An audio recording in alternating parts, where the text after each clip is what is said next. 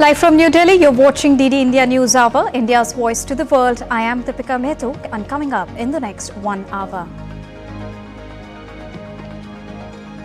Hamas and USA's Central Intelligence Agency director to hold talks in Cairo on Gaza truce today. Hamas says its delegates heading to Cairo in a positive spirit.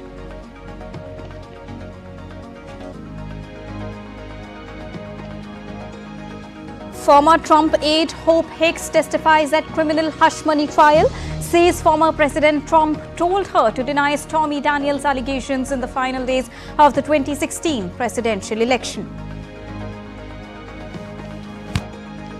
Southern Brazil hit by the worst floods in 80 years, at least 39 dead and more than 70 still reported missing.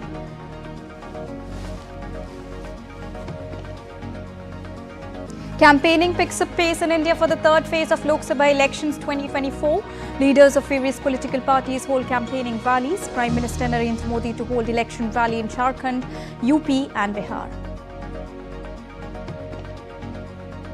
And in sports, Japan lifted second under-23 Asia Cup after beating Uzbekistan by 1-0. Uzbekistan awarded Fair Play Award of the tournament.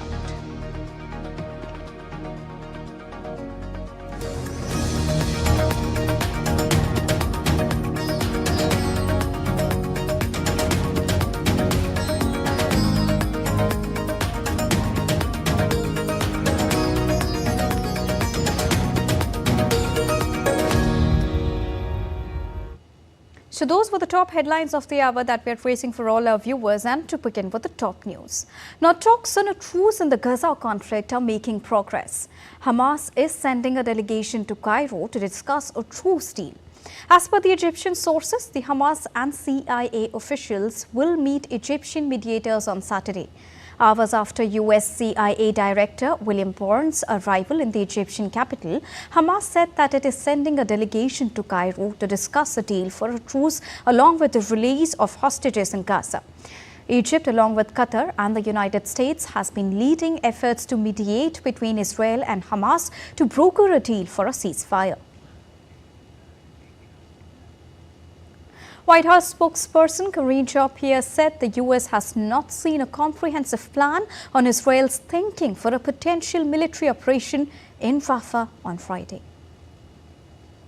We've been pretty clear. We haven't seen a comprehensive plan, as it relates to their thinking on the Rafah operations. We have been also clear that of our concerns of any major operations, military operations into Rafah, we have said, and you all have heard us say, there's more than 1 million Palestinian civilians living seeking refuge in Rafah, and we want to make sure that they are their lives are protected, and so that is important. And we want to continue to have the conversations that we've been having with the Israeli government.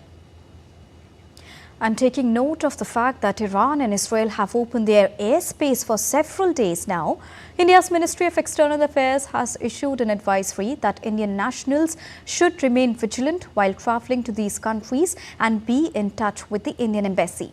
This marks a relaxation of travel guidelines to these countries, as the government had earlier, in the middle of the Iran-Israel military conflict, advised the Indian nationals to not travel to Iran and Israel till further notice. A landfill in a public area in central Gaza has become a significant issue for environmental hazards. The domestic waste has been piling up, attracting flies and producing foul smells, damaging the environment. The waste has brought diseases, as it is a residential area and was not originally designated for waste disposal. Now, outbreaks of diarrheal diseases and hepatitis A were among the indicators of dire water and sanitation crisis. The environmental hazard associated with such landfills includes stray dogs, proliferation of insects, as well as environmental pollution and the degradation of the surrounding environment across the area. Moving on to the Russia-Ukraine conflict updates. A Russian drone struck Ukraine's second largest city, Kharkiv, early on Saturday. According to the officials, the attack sparked fire in an office building and injured 3 people, 2 of whom are being treated in a hospital. Regional governor, writing on the Telegram messaging app, said that emergency services were bringing the fire under control.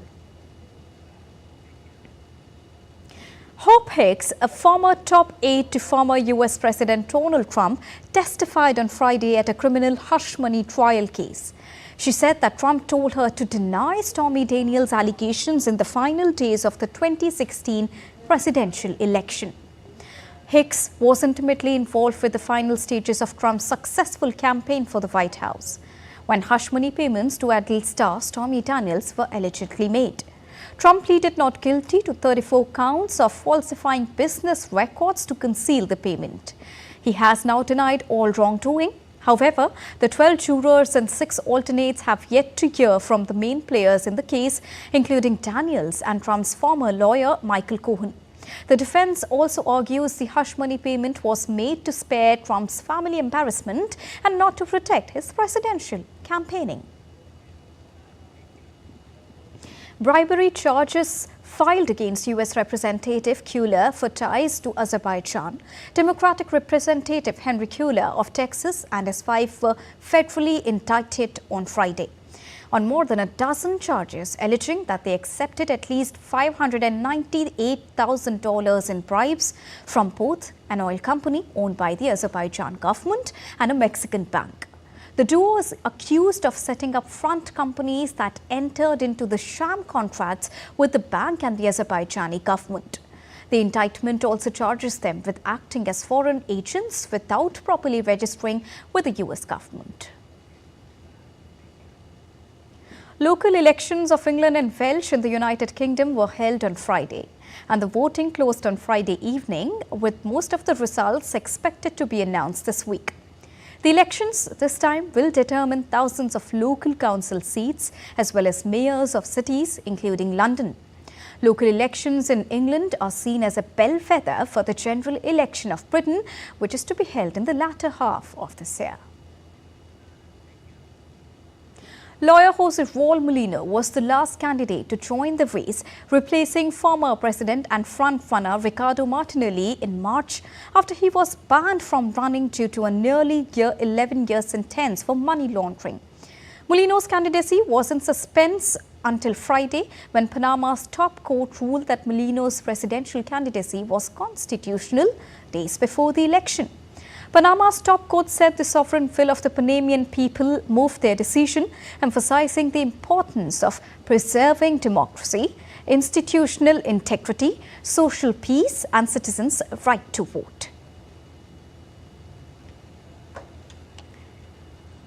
Venezuelan opposition candidate Edmundo Gonzalez said on Friday that President Nicolas Maduro's government would have already banned him from public office if it had been planning on blocking his presidential. Gonzalez, who's 74 years old and a former diplomat to Algeria and Argentina, was named by the Unitary Platform Opposition Coalition last month as its candidate for the 28th of July presidential election. Gonzalez will appear for 3 opposition parties, and he is set to represent 13 parties. If elected, Gonzalez said rebuilding a normal diplomatic relationship with the United States would be a priority. It's time to take a short break on DD India News Hour, but still to come.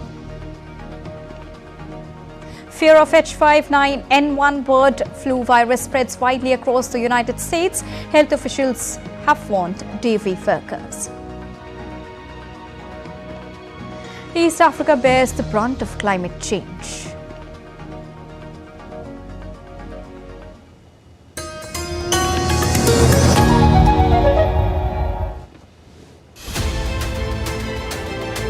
Why is Pakistan mired perpetually in deep crisis, social, economic, political?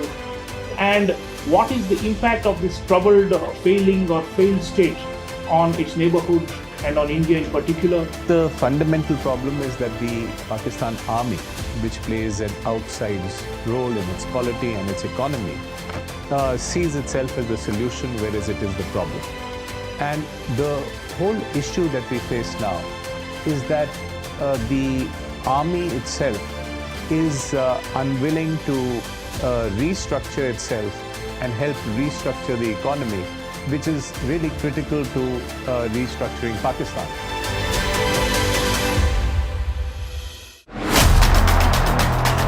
Joining us today on Champion Speak is none other than legendary goalkeeper P.R. Sujesh, also known as the Great Wall of Indian Hockey. We are just polishing all the areas now. We are just focusing on the best part, the strong areas first, and we are working hard on that. Penalty shootouts often decide crucial matches in hockey. What goes through your mind during those moments? Penalty shootout, it's a give and take policy. Then automatically that pressure comes to me. With the evolving tactics and strategies in modern hockey, how do you adapt your game to stay ahead of the competition? We can find out our positive and negativity from there. So we do have our homework.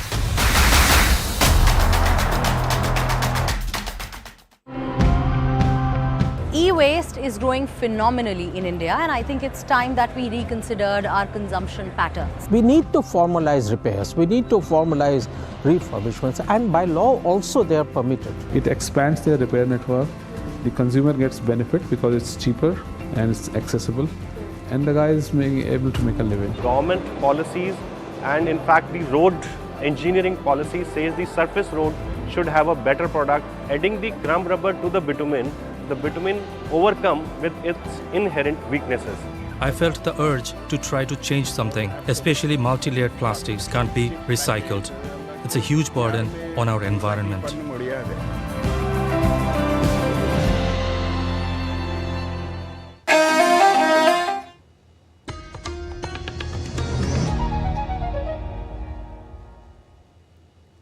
Welcome back after that short break. You're watching DD India News Hour with me, Deepika. Well, heavy rains battering southern Brazil have killed 39 people, and the death toll is now expected to rise as 68 people are still missing. Brazil's southernmost state of Rio Grande do Sul is grappling with one of the worst storms in recent years, prompting the state government to declare a state of public calamity. Authorities say the havoc has affected more than 20,000 people. The storm also triggered landslides in the region. President of Brazil visited affected locations and discussed rescue efforts with the governor on Friday. Heavy rains across Kenya have killed at least 210 people since the month of March. Weeks of torrential downpours have triggered landslides and washed away homes across East Africa, raising fears of more floods and higher casualties, as heavy rains continue to palm the East African nations and its neighbors. On the other hand, heavy rain also brought flooding to parts of southeastern Texas. Texas governor has issued a disaster declaration for the area. Flooding is also expected to continue in parts of central and east Texas through the next week. Authorities have also evacuated some residents living along the banks of the East Fork of the San Jacinto River, as on Friday, the river swelled to 75 feet above the sea level. A flood and landslide also triggered by heavy rains have now killed 14 people in South Sulawesi. Over 100 people have been evacuated so far. The early morning floods in Luwuk Regency affected more than 1,300 families and damaged more than 1,800 houses. The water levels have since started to recede in some of the areas.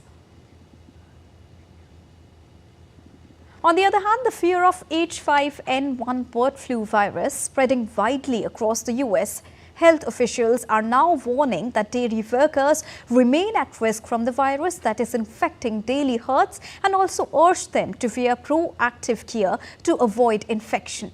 Now, infection by the bird virus is rare in humans, and the dairy workers' case, which was first reported in the month of March, represents only the second known human infection across the United States. It also follows a worrisome spread of the virus in a variety of mammal species, raising concerns that widespread exposure of people could cause the virus to spread more easily among the population and spark a global pandemic. Earlier, World Health Organization has also issued a warning that there is a risk that the H5N1 bird flu virus present in many wild birds may infect cows in countries beyond the United States as they migrate. Meanwhile, the Canadian Food Inspection Agency has toughened import requirements on the US breeding cattle over the H5N1 bird flu virus. The first confirmed case of highly pathogenic avian influenza in a dairy herd on the 25th of March and the second human case in 2 years on the 1st of April have now heightened concerns in the US about the spread of the virus to animals as well as the people. Since 2022, bird flu in the United States has infected over 90 million chickens, more than 9,000 wild birds and 34 dairy herds, as well as one person in Texas who came in close contact with infected cattle and another person after exposure to the poultry.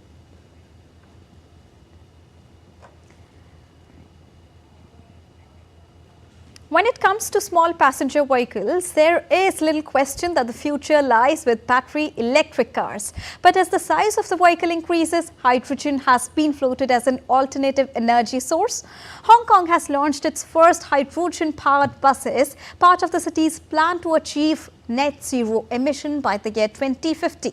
DD India's Laura went for a ride to test out how viable an option this is. This is one of the first hydrogen-powered buses here in Hong Kong. And buses like these are actually already in use in the United States, Korea and Japan. Now, air pollution levels in Hong Kong often exceed WHO levels, and the city ranked 68th in the world's most polluted cities last year. One of the big contributors to air pollution is diesel and petrol vehicles, and so solutions like this are aimed at tackling that problem. This bus cost around $1 million US, and the plan is to bring around 6 by the end of the year. But they aren't running very frequently at the moment. This one is just making one journey today. You do notice, though, that the bus is relatively quiet and the journey is pretty smooth compared to those loud and noisy diesel buses. Both electric and hydrogen fuel cell vehicles have similar propulsion systems where they store energy to power an electric motor. That means there are no emissions. It's quiet, not very noisy. It's better for environment, it's no emission. One of the advantages of hydrogen includes shorter refueling times compared to charging an electric vehicle. This bus takes about 10 minutes and allows the bus to travel up to 400 kilometers. Experts say the heavy batteries of electric buses make it harder to navigate steep hills, so hydrogen might also have the edge there. However, hydrogen is costly to buy, and there are far fewer refueling stations than recharging points in most places. It's also highly flammable, so needs stringent safety protocols. Another thing to bear in mind, while these buses don't emit carbon on the streets, the vast majority of the world's hydrogen supply comes from burning fossil fuels. This is just a start point, okay? Just utilize what we have now, but in the future, I believe that we'll change to green hydrogen. I think that's basically the future of real zero emission buses. Getting a supply of hydrogen that is made using renewable energy to make it truly green will take time. In the meantime, experts say having buses like these on the roads is all about testing the technology and seeing how viable it is in cities like Hong Kong. Laura Westbrook in Hong Kong, reporting for DD India. Moving on, Japanese Foreign Minister Yoko Kamikawa is all scheduled to undertake an official 2-day visit to Sri Lanka from today onwards. During this visit, the Japanese Foreign Minister is also scheduled to pay courtesy calls on President Ranil Wickremesinghe and Prime Minister Dinesh Gunawardena. Ms. Kamikawa and her delegation will also have official discussions with the Foreign Minister Ali Sabri during the visit. The Foreign Minister will be accompanied by senior officials of the Ministry of Foreign Affairs of Japan. Notably, Japan, alongside India, had played a key role in Sri Lanka's debt restructuring, which was very much crucial for the IMF package. And to discuss more on this, I'm joined by DD India Special Correspondent Dr. Ahmed Moeen Faruqi, who joins us from Colombo. A very good morning to you, Dr. Faruqi. First of all, please bring us up to speed with the agenda of the visit and how is it going to benefit both the countries? Deepika, good morning. Yes, you see, Japan and Sri Lanka have had a very long history. They have very good diplomatic relations over the last 75 years. Now, what has happened is that the Foreign Affairs Minister of Japan, she is on a multi-country visit. She has been to Cote d'Ivoire, to France, to Nigeria, and now she is heading to Sri Lanka today, where she will be meeting with the President Ranil Wickremesinghe as well as the Prime Minister Dinesh Gunawardena. She will also hold, delegation level meetings with Foreign Affairs Minister of Sri Lanka, Ali Sabri. Now, there are a lot of possibilities that they will be discussing, first of all, on the debt restructuring, which Sri Lanka has been going through. And Japan was, alongside India, was, playing a very key role in the debt restructuring. As of now, we have been told, we have been informed that domestic debt optimization has been complete. The bilateral level debt, external debt, has been, that has been discussed upon, but the final modalities are being operated upon because China is also a party here.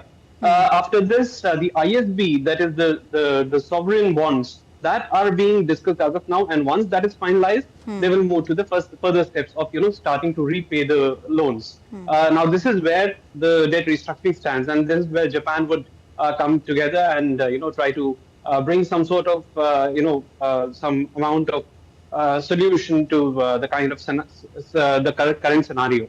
There's one part of it. The second part is that Japan has been pitching for free and open Indo-Pacific, which India also has been supporting. While at the same time, Sri Lanka has also come forward because that is a very crucial topic for the Indian Ocean Rim Association as well. Sri Lanka is heading the IORA this year and the next year as the chair, with India as the vice chair. India will take over the chairmanship from 2027. Now, from 2025 to 2027. Now, given these scenarios, a free and open Indo-Pacific, a safe and secure Indian Ocean region, this will be, a common agenda for both foreign ministers of Sri Lanka as well as Japan. That's one of the things that would be probably discussed as well. When we talk about Dr. Farooqi, you told us about importantly and majorly about the debt restructuring, but how are we assessing this visit from Sri Lanka's economic point of view, especially? You see, from 2022, if we look at the entire timeline in 2024, when Sri Lanka had defaulted on its external debt commitments in 2022 April. That was the time when India had stepped in with a huge humanitarian assistance, generous assistance of about $4 billion. Ever since then till now, the foreign exchange reserves of Sri Lanka have risen considerably. There was a Chinese assisted currency swap which could not be utilized by Sri Lanka at that point of time. That was about $1.5 billion.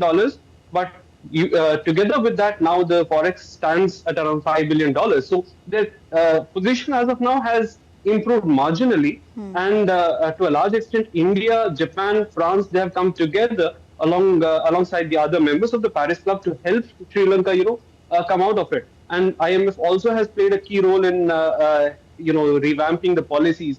Sri Lanka has emerged a little bit with regard to, improving its tourism, with regard to improving its tea export, and the likes of it, bringing in the remittances from abroad. So there has been an improvement, but a lot yet needs to be done, for which the government in Sri Lanka has been trying its best, is collaborating with all its partners, including Japan and India, and trying every which way possible to see to it that a stable course is provided for the island nation. All right. Thank you so much, Dr. Farooqi, for joining us and bringing us a rounded perspective on this latest development, an important bilateral perspective also when we look at India and Japan, as well as India, Sri Lanka and Sri Lanka, Japan. Thank you so much, Dr. Farooqi. Moving on, with an aim to further boost the bilateral cooperation between India and Maldives, the fourth meeting of the India-Maldives high-level core group was held in New Delhi. Now, both the sides are they have continued their discussions on wide-ranging issues related to bilateral cooperation.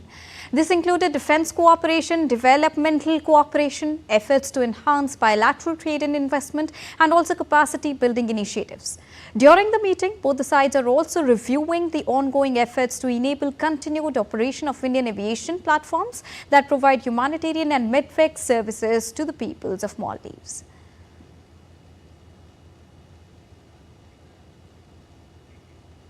Now, India prides itself on a unique system of rural governance known as the Panchayati Raj, which is also an emblem of decentralized power at the grassroots level. India shed light on the remarkable progress made in women's leadership within India's Panchayati Raj system at India's CPD 57 side event in United Nations. India's permanent representative to the UN, Ruchira Kamboj, emphasized the transformative impact of women's empowerment at the grassroots level. Highlighting India's commitment to gender equality, Kamboj also noted that a significant milestone was achieved with the constitutional amendment in 1992 that also mandated that at least 1/3 of all elected roles in local governance be reserved for women. The local planning process within the Panchayati Raj system is meticulously aligned with the localization of sustainable development goals, with a primary focus on empowering women.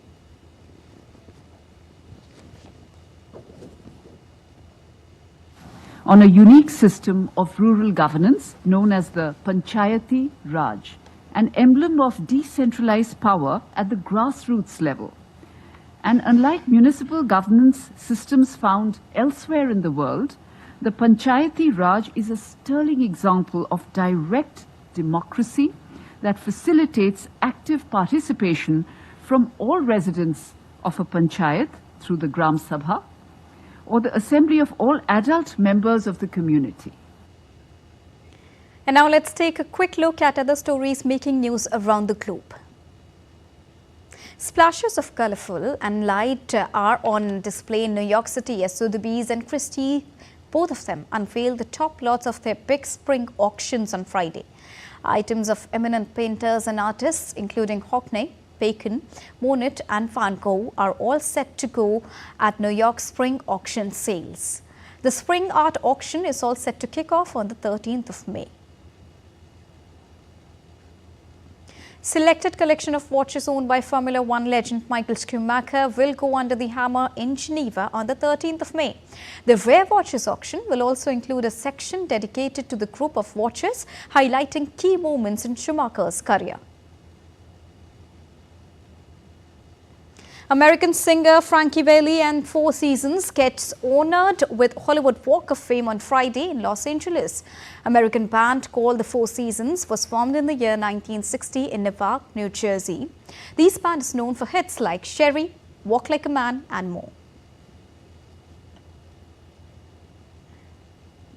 Enthusiastic Madonna fans gathered outside the Copacabana Hotel, where the Queen of Pop is staying, ahead of her massive free concert on Saturday in Rio de Janeiro. Pop superstar Madonna is all set to hold a concert on the 4th of May in Rio de Janeiro to mark the end of a celebration tour that kicked off last October.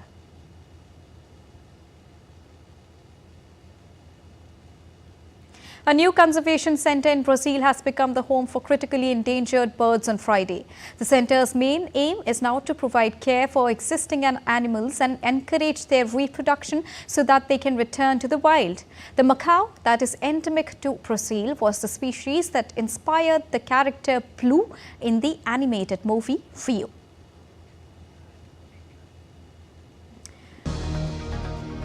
A rangoli related to the voter awareness program under SWEEP, which is the Systematic Voters Education and Electoral Participation, was displayed at a mall in Ahmedabad to create awareness among the voters. And Prime Minister Narendra Modi is all set to visit Jharkhand, UP and Bihar today as campaigning intensifies for the third phase of Lok Sabha polls.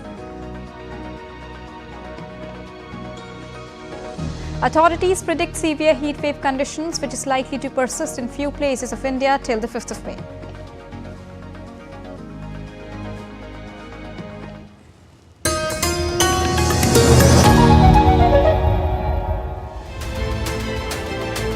Why is Pakistan mired perpetually in deep crisis, social, economic, political, and what is the impact of this troubled, failing or failed state on its neighborhood and on India in particular? The fundamental problem is that the Pakistan army, which plays an outsized role in its polity and its economy, sees itself as the solution, whereas it is the problem.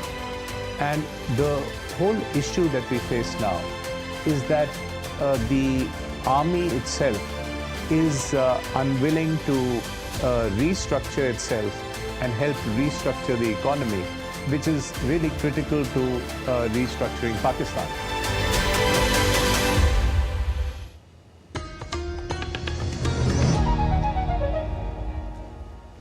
Welcome back after that short break. You're watching DD India News Hour with me, Deepika. Moving on, Hamas and USA's Central Intelligence Agency's director is all set to hold talks in Cairo on Gaza truce today. Hamas says its delegates heading to Cairo, they see it in a positive spirit. Former Trump aide Hope Hicks testifies at criminal hush money trial, says former President Trump told her to deny Stormy Daniels' allegations in the final days of the 2016 presidential election.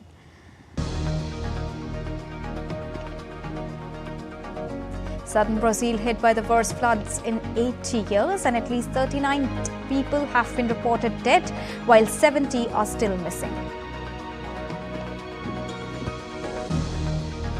Campaigning picks up pace in India for third phase of Lok Sabha elections 2024. Leaders of various political parties hold campaigning rallies. Prime Minister Narendra Modi to hold election rally in Jharkhand, UP and Bihar. And Japan lifted second under-23 Asian Cup after beating Uzbekistan by 1-0. Uzbekistan have been awarded Fair Play Award of the tournament.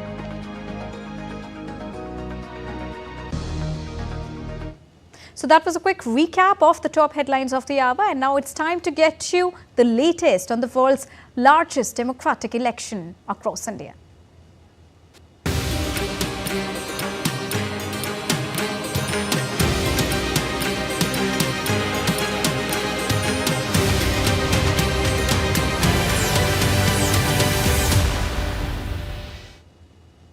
The third phase of voting in the ongoing Lok Sabha elections will take place on the 7th of May.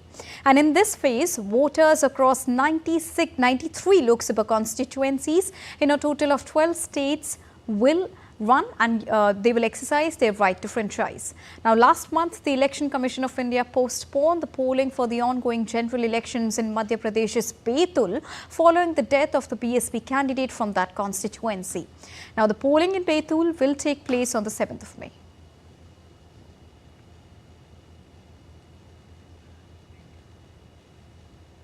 So, campaigning for the third phase of Lok Sabha elections is intensifying, with the top leaders holding back-to-back rallies to woo the voters. And in a power-packed schedule, Prime Minister Narendra Modi is all set to visit Jharkhand, UP and Bihar today. In order to garner support in party's favour, Prime Minister will hold rallies in Palamu and Lohardaga district of Jharkhand. The Prime Minister will also hold election campaigns in Bihar's Darbhanga. Later, Prime Minister will also hold a rally in UP's Kanpur. So, with the Lok Sabha polls underway and the election campaigning at its peak, BJP leader and Union Home Minister Amit Shah will visit Gujarat and Daman and Diu today.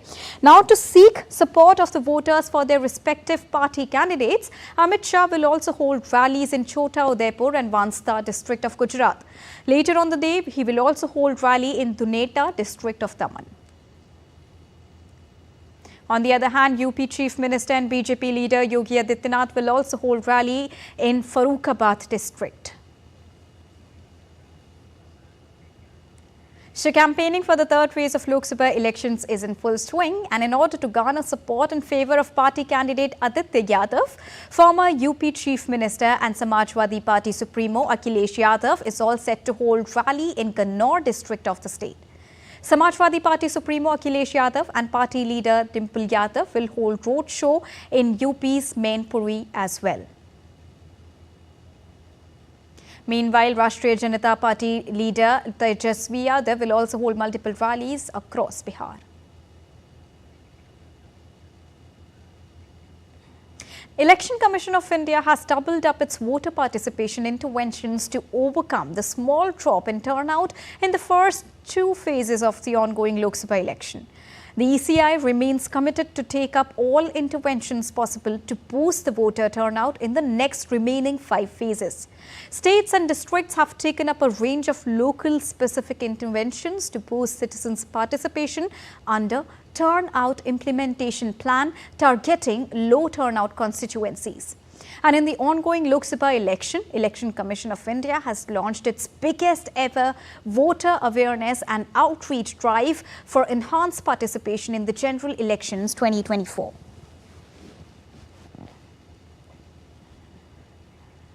All right, now let's go across to DD India correspondent Amritpal Singh, who is joining us from Sambhal, Uttar Pradesh. A very good morning to you, Amritpal. When we talk about Sambhal, UP, how is the political fever shaping up there? Because SP Akhilesh looks very confident, but BJP is also aggressive with its campaigning.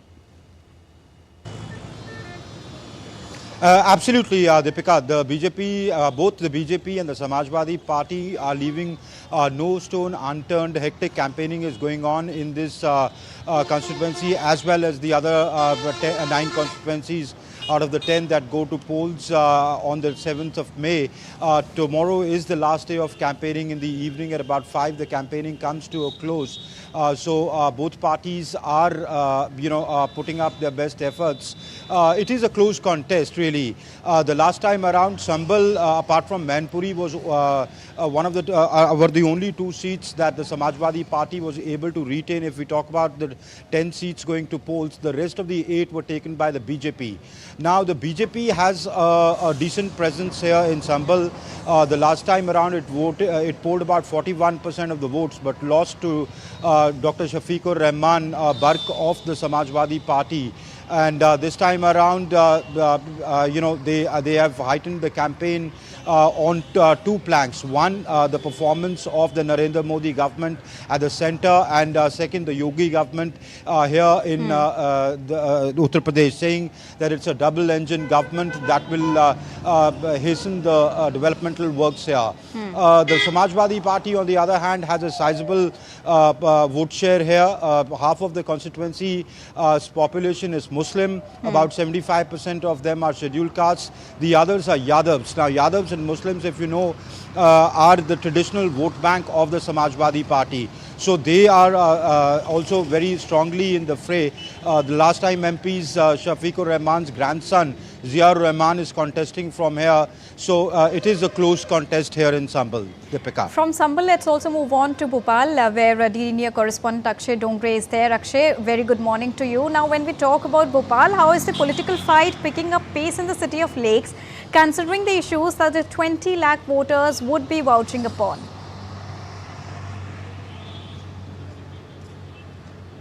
There seems to be some connection issue with Akshay. Amritpal, coming back to you, when we look at the campaigning there, and you told us that how the faction is divided, what are the issues? Are the regional issues picking up pace when we compare them to the national issues this time? When you talk to people, it is their issues of employment, municipal issues. They speak well of law and order. They say there is a improvement in law and order, but employment, industry, these are the issues which matter to people. Of course, apart from the municipal issues of roads, water, electricity, uninterrupted power supply. So these are the issues that matter to the people when you speak to the people on the man on the street. As far as the political parties go, their campaign, as I said, the BJP's campaign primarily is on the planks of the double-engine government that they speak about, saying that hastens up the developmental works because there is good coordination between the centre and the state, because the BJP is in power in both the centre and the state. While the Samajwadi Party is taking on the BJP, saying that they have failed to deliver on a lot of promises. Employment remains a big issue. We've seen seen many advertisements by the state government. Essentially, it being an agricultural belt, people look for government employment. All right. So the aspirations or expectations of people, of course, do not match with what the government provides in terms of employment. So that remains an issue. It being an agriculture belt, again, agriculture issues, especially irrigation, remains an issue. Sambal is a big menthol industry. It supplies menthol to European countries as well. So industry issues also remain. All right, thank you so much, Amritpal. Now let's go across to Gujarat, where DD India correspondent Meghna Dev is joining us from Bodeli.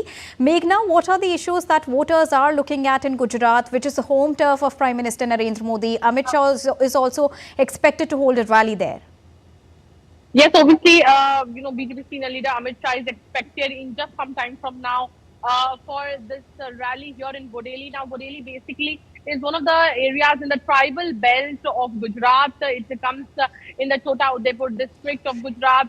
When we move from the central Gujarat to the south of Gujarat, this district comes in there. But very importantly, when you speak about issues here, well, it has always been since the Prime Minister Narendra Modi was the Chief Minister here. There's always Gujarat has seen elections and voting on issues of development. So that's what basically, everywhere you go, people want more industries to come in. People want more employment.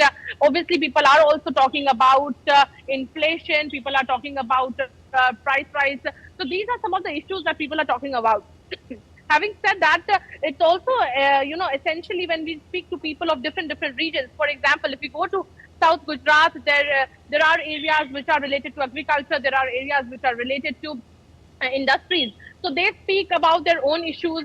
In north of Gujarat, dairying is one of the important aspects of livelihood, especially for women. So, they speak about the same. Tourism, obviously enhancing tourism in areas like the Narmada district where the Statue of Unity is located, or Kutch where Ranotsav takes place.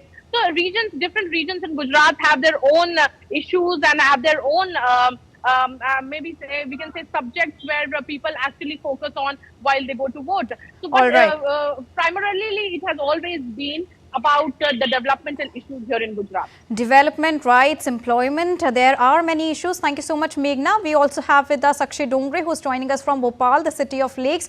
Akshay, a very good morning. Now 20 lakh voters are there, and there are different issues which we are learning from different parts of the countries. What are the specific issues that the 20 lakh voters of the city of lakes are looking upon when they would go to polls now?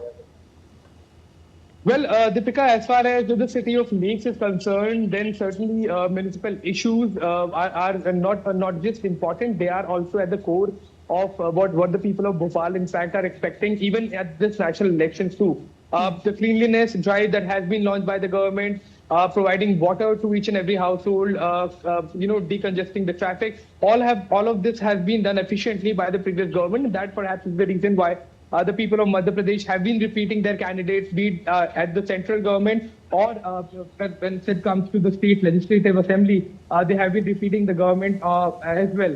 However, there are other issues of Madhya Pradesh, not just here in Bhopal, but as far as the 9 constituencies that are going to vote on 7th of May, including Betul, Guna, Vidisha, there is Rajgarh. So all of these are also agriculture belt, as Amritpal Singh was saying as well, our colleagues from Uttar Pradesh. But here as well, agriculture issues, in fact, have come to a center stage. For example, if you look at Rajgarh, then Rajgarh is seeing, it shares the border with the state of Rajasthan. It is seeing desertification of its land happening, water levels dropping, and climate change is adding to the woes of the farmers as well, because lack of rainfall or incessant rainfall is destroying crops too. So all of these people who are living in Bhopal are not just here, centrally located. Many of the people come from different districts as well. So those issues also affect the people of Bhopal as well.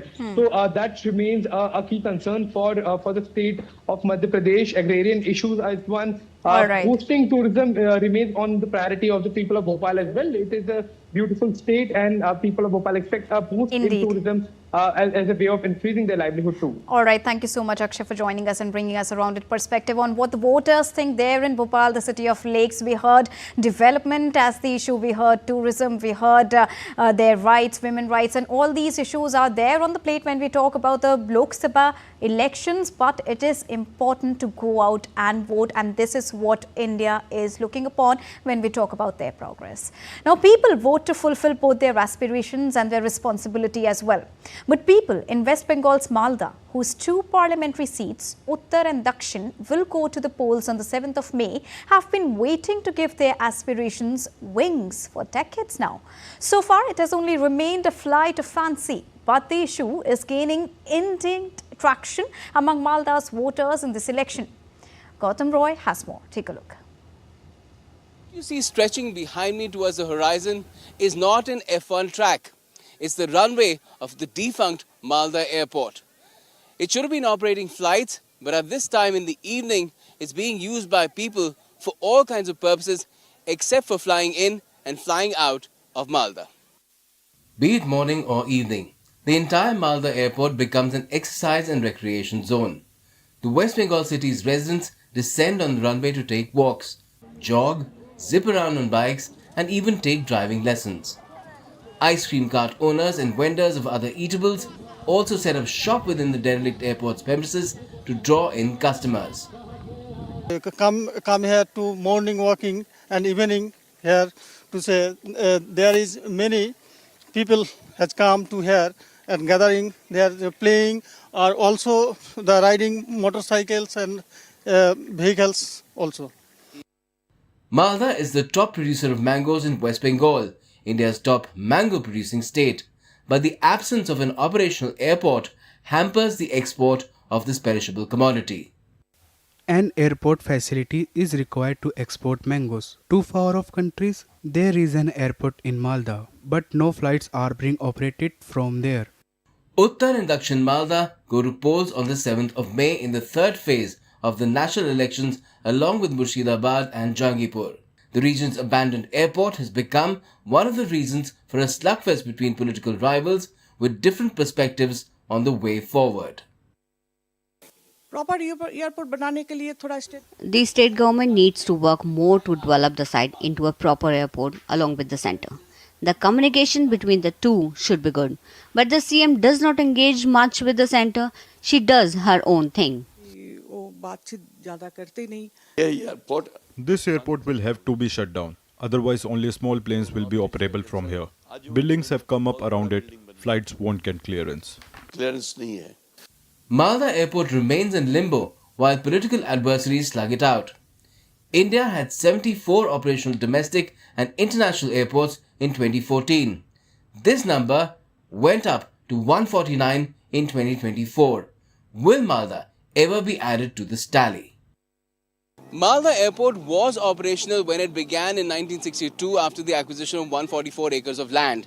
Flights did take off and land here to and from Kolkata and Balurghat. But over the years, it fell into disuse, and although efforts have been made to get it going again, but so far they've been unsuccessful. And Malda residents now want, in time of elections, that this is something that should be prioritized and there should be flights landing and taking off here again.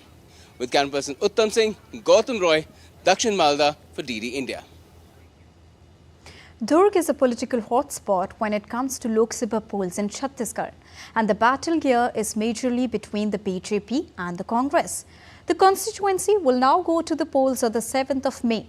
DD India correspondent Siddharth Bharadwaj has the details. Take a look. Durg is one of the most important constituencies in the state of Chhattisgarh, which will be going to polls in the 3rd phase on May 7 for the general elections 2024.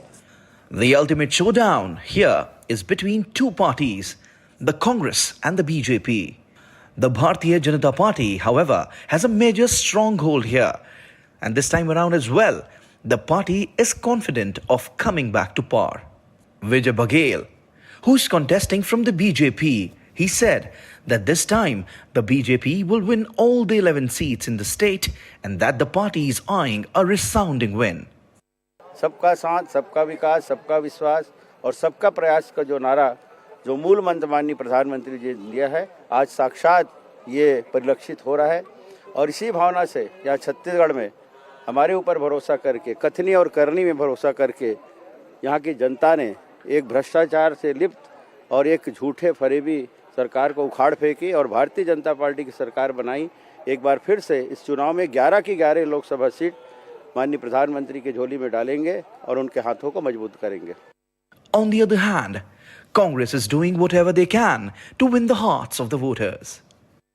चुनाव में सभी विधानसभा के बहुत से गांव में दौरा कर रहे हैं और कार्यकर्ताओं से भी मिल रहे हैं और जनता का आशीर्वाद भी ले रहे हैं। डोर टू डोर भी कर रहे हैं, सभा भी कर रहे हैं, नुक्कड़ सभाएं भी कर रहे हैं और अलग अलग माध्यम से प्रचार प्रसार कर रहे हैं। अलग अलग टीम लगी हुई है हमारी। Durg has played a pivotal role in state's economic and educational growth, and it would be interesting to see the political battle in this region. As far as the Lok Sabha elections in Chhattisgarh are concerned, then Durg constituency is considered as one of the most important constituencies here and also a political hotspot. The battle here is between the BJP and the Congress, and the campaigning is going on in full swing. The BJP is banking on Modi ki guarantee to woo the voters, and on the other hand, Congress says that they will work in sectors like unemployment, corruption and inflation. With camera person Doordarshan, this is Siddharth Bhardwaj reporting for DD India in Durg.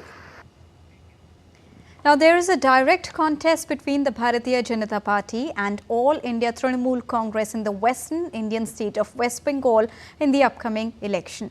BJP has fielded the former royal of Krishnanagar. Now, Krishnanagar was a kingdom till the days of British Raj. DD India correspondent Vishal Paristo speaks to the BJP candidate. Krishnanagar in West Bengal has an interesting contest. BJP has fielded the erstwhile Queen of Krishnanagar, Amrita Roy.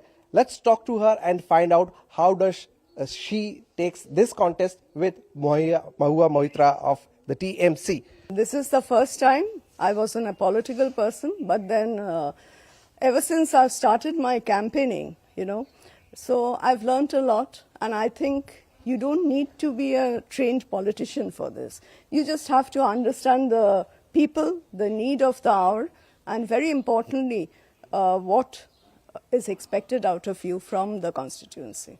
As you rightly said, that you need to understand the need of the people since you've been erstwhile royals of Krishnanagar. Does it help you as the election campaign or as the candidate from the BJP? Well, yes, today the kingdom is not there, but the blood is the same. And very importantly, the love for the people and for the soil is still very much present. So what is your issue, because you will be contesting against Mahua Moitra? What is your issue as far as this election is concerned? Look, I have been campaigning for the last 1.5 months. So what I've understood is the erstwhile MP or the previous set of MPs, they have not given much time to the people or their needs, cater to their needs.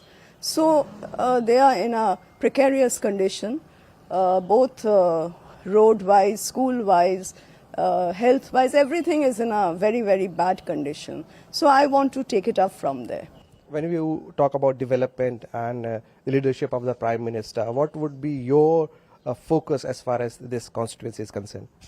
Well, the Prime Minister has been very, very, very supportive, and I have a lot of respect for him, and it's his inspiration that has brought me over here. So naturally, I'll work that way only. And what would you give to Krishnanagar? Well, I have a lot of plans, as the respected Prime Minister has already told me to, set aside 100 plans for this place. So as and when I'm going to people, I'm understanding their needs and their demands, and I'm putting them into the kitty so that I can implement them.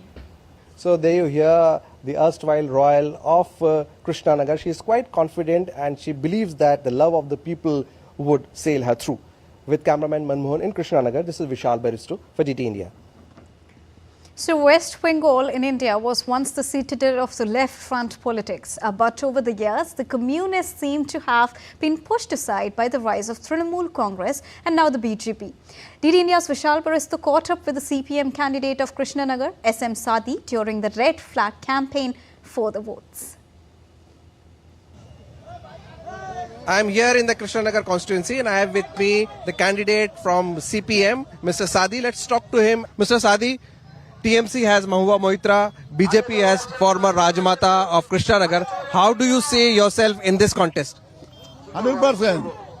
Left and supported by Congress, left and Congress win the seat 100%. The people of this constituency, they're nothing. She's nothing doing. TMC is not with you. TMC is a major power in West Bengal. It is saying that not to support Congress or CPM. TMC and BJP, neither are almost same. Almost same, TMC and BJP. One last question. If you win, what do you promise to the people of Krishnanagar?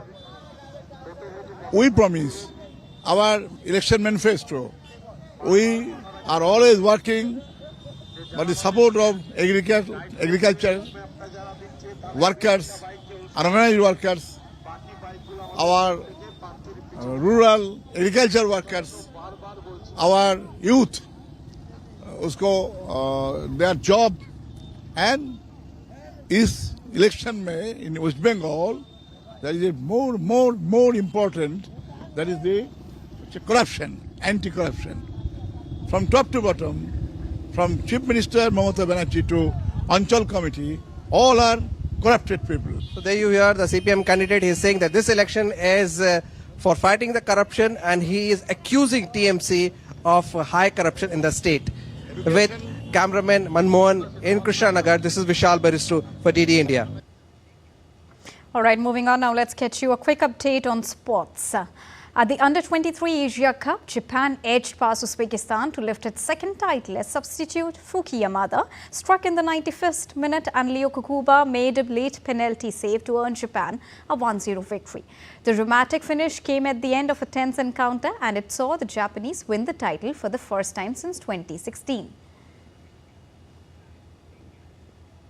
And now with this, it's a wrap here on DD India News Hour. Let us know your thoughts on the news of the day. For those on the go, you can get all the latest news and updates from DD India across the world on the DD India mobile app. The app is available on both Android and iOS platforms. Scan the QR code on the screen to download it now. We'll be back with more news as it breaks here on DD India. I am Deepika Mehto, and from all of us here in New Delhi, thank you so much for watching DD India News Hour. Namaskar.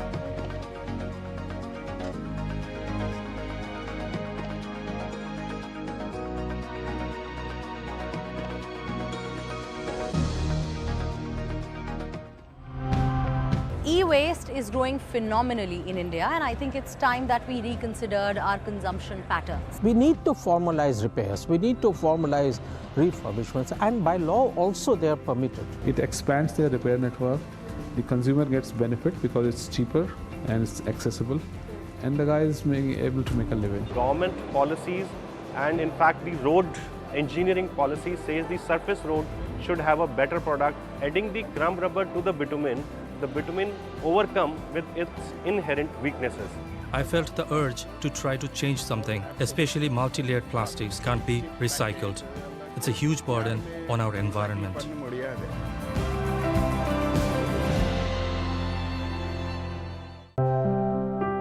यकीन है खुद पर है नाज, सुनती हूँ अपने मन की आवाज, कभी शर्मीली तो कभी हूँ जाबाज, रुकना मेरी आदत नहीं, थमना मेरी चाहत नहीं,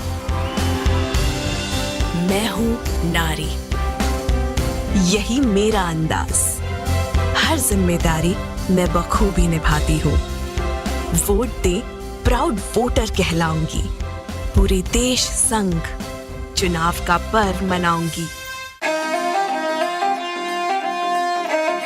Always welcoming. The vibe of Punjab is larger than life.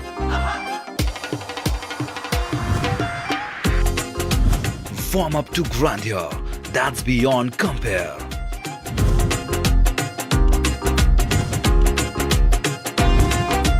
And history that's dotted with tales of bravery. Smiling soul of India, where music, art, cuisine and culture comes together to create an unforgettable impression.